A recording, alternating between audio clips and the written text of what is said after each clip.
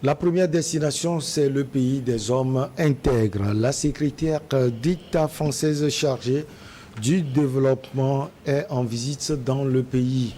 Ensuite, la Côte d'Ivoire. Je souhaite gouverner un jour le pays. Ce sont les propos de l'enfant terrible de la politique ivoirienne, Charles Blé Goudé.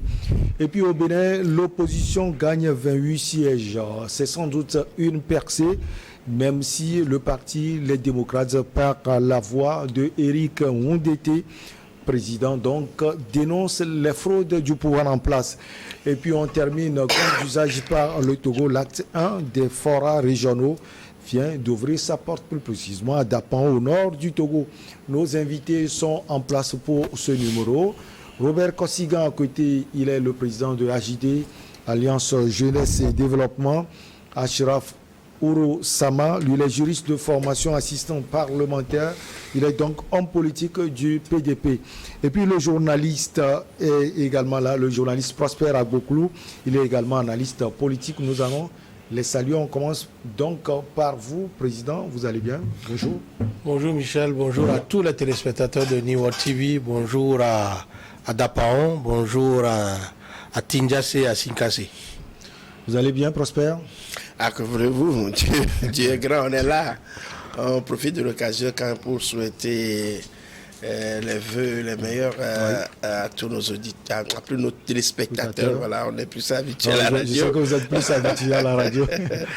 À nos téléspectateurs, au président de la République, à tous les ministres, principalement Lamadokou, Kokoroko, sans oublier Yark, Robert Doucet, tous les autres qui sont là, la première ministre, à tout ce monde-là qui sont là pour le développement du Togo. Nous leur souhaitons plein succès pour que nous aussi nous ayons de quoi à survivre.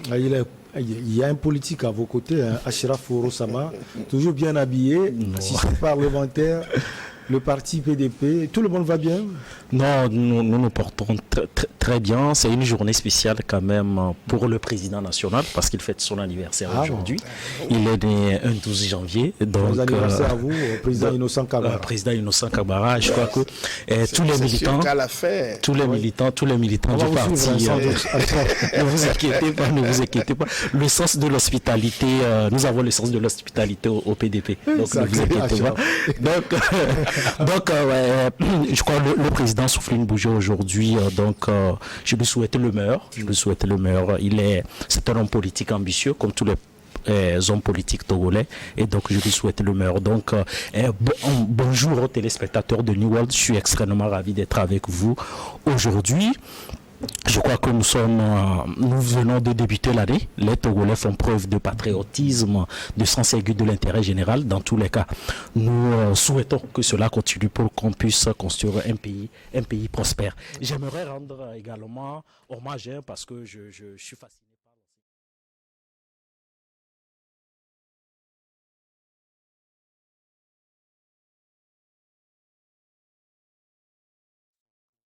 Avec maturité, et ce sont des décisions qui vont dans le bon sens.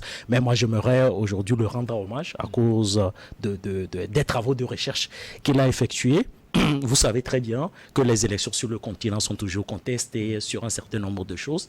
Il y a un certain de non-dit. Et je crois que sa thèse intitulée « Contribution à l'étude de l'observation internationale des élections » nous apporte certains éléments de réponse.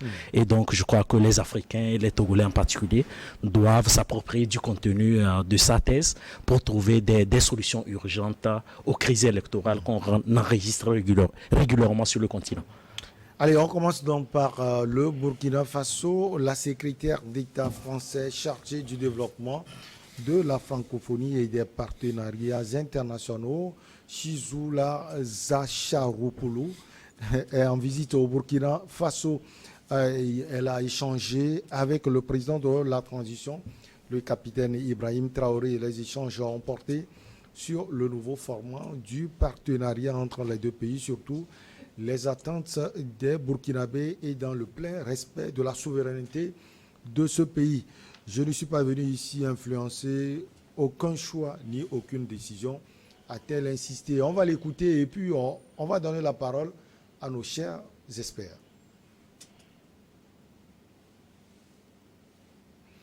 avant d'écouter la secrétaire d'État française, on va donner la parole à Prosper Agbokoulou.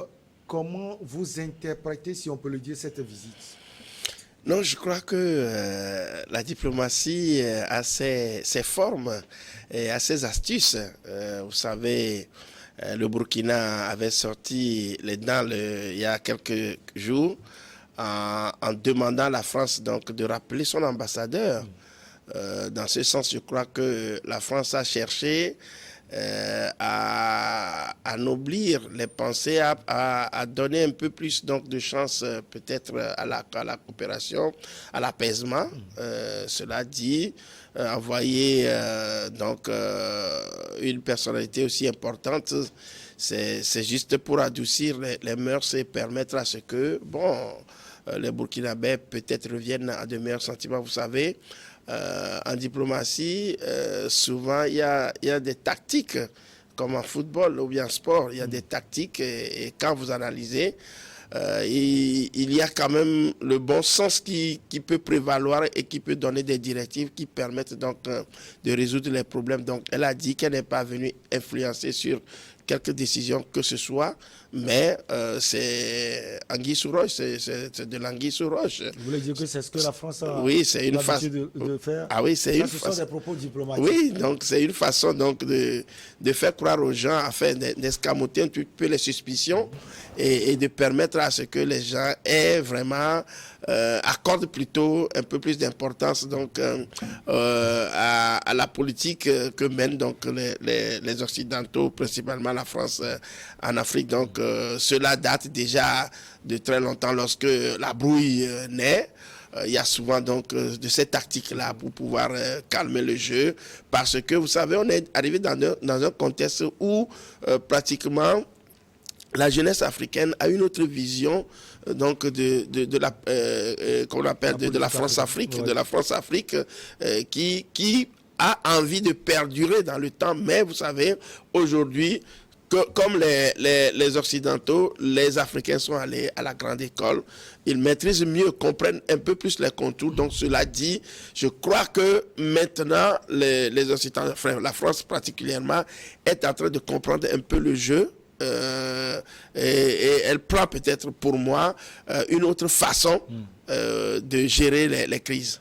Alors le dernier événement avant cette visite de la secrétaire d'État française, on se souvient, c'était l'histoire Luc Allende, oui. L'ambassadeur de France au Burkina Faso, que les autorités ont demandé de quitter carrément le pays.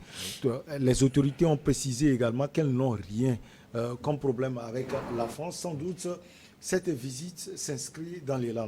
Oui, non, cette visite s'inscrit dans l'élan quand on sait très bien que ces derniers mois, ces dernières années, il y a une sorte de rapport conflictuel entre la France et ses ex-colonies. Je veux parler du Niger, du Mali, et du Burkina Faso. Il y a également la Centrafrique. La Centrafrique plus loin en Afrique centrale. Donc, ce qu'il faut reconnaître, la France, quoi qu'on le dise, hein, la politique a ses astuces, comme mon collègue l'a dit.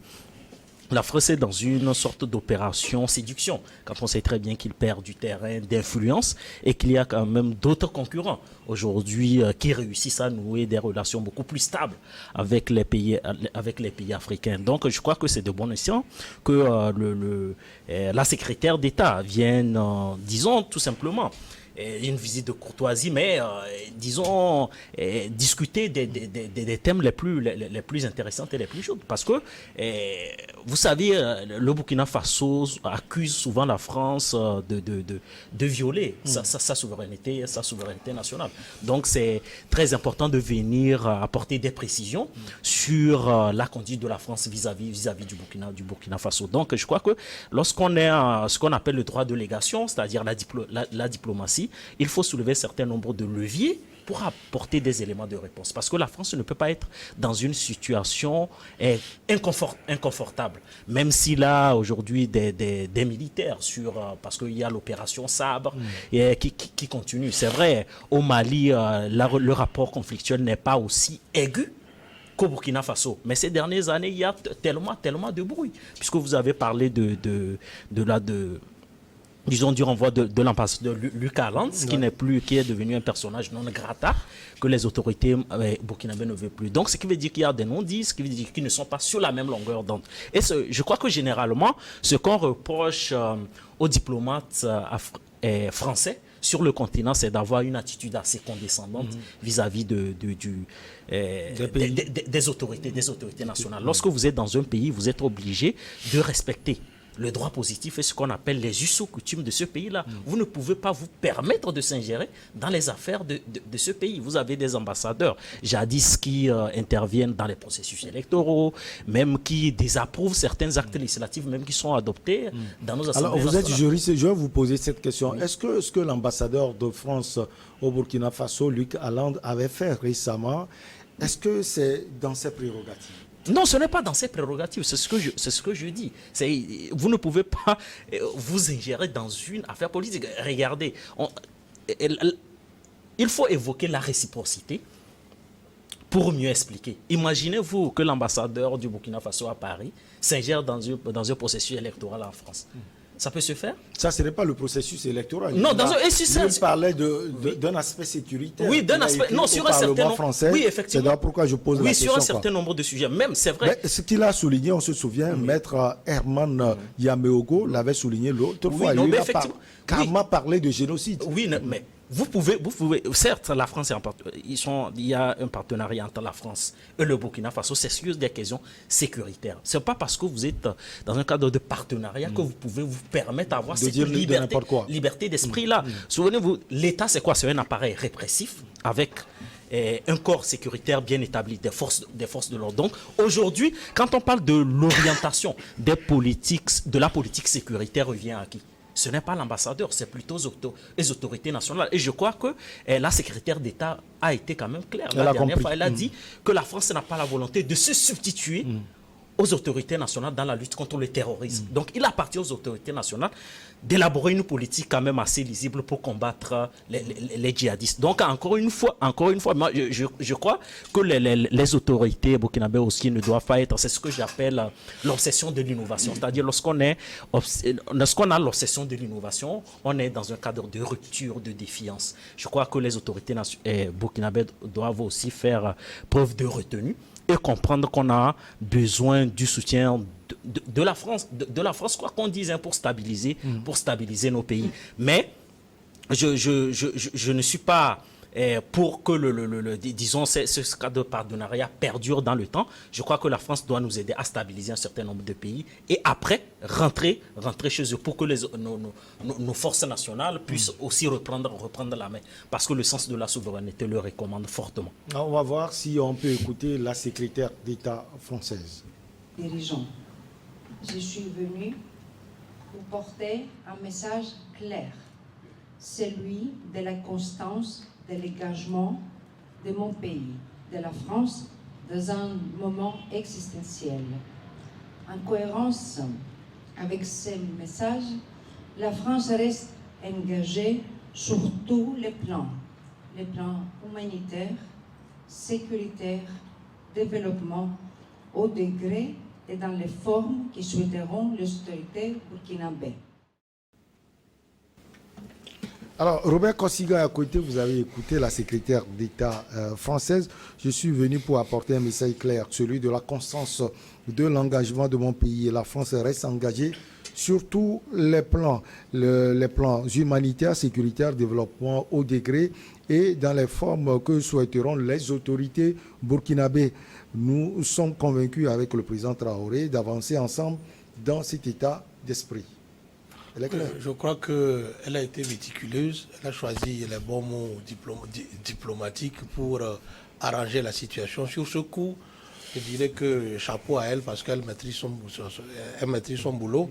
Ce n'est pas un Védrien qui jette du discrédit sur nos gouvernants ou qui a peut-être un langage plus fort et qui ressemble à un donneur de leçons. Vous savez, je dirais que c'est cette dame qui aurait traité avec le Mali, on n'aura pas tout ce qu'on a connu entre la France et le Mali.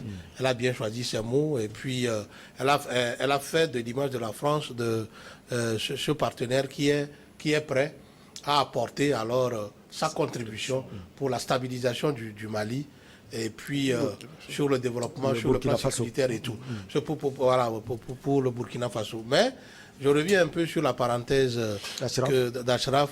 Il va falloir que les autorités burkinabées aussi alors tirent beaucoup de leçons sur quelques faux pas que les autorités maliennes qui avaient très envie d'innover. Il parlait de l'obsession de l'innovation. Voilà.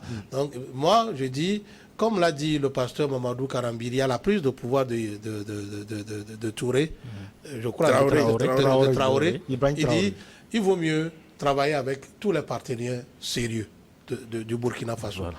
Ne pas faire un choix. C'est-à-dire que ce n'est qu'avec celui-ci, je veux, les autres n'ont qu'à partir. Parce qu'aujourd'hui, c'est le Burkina qui est dans le problème. Je vous ai dit la fois dernière que le problème auquel nous faisons face en Afrique occidentale, ce sont les armes que détenait la Libye avant la mort de Kadhafi. Et puis, le désert aujourd'hui est contrôlé par ces bandits enturbanés qui continuent par avoir de la munition, qui continuent par avoir des sous.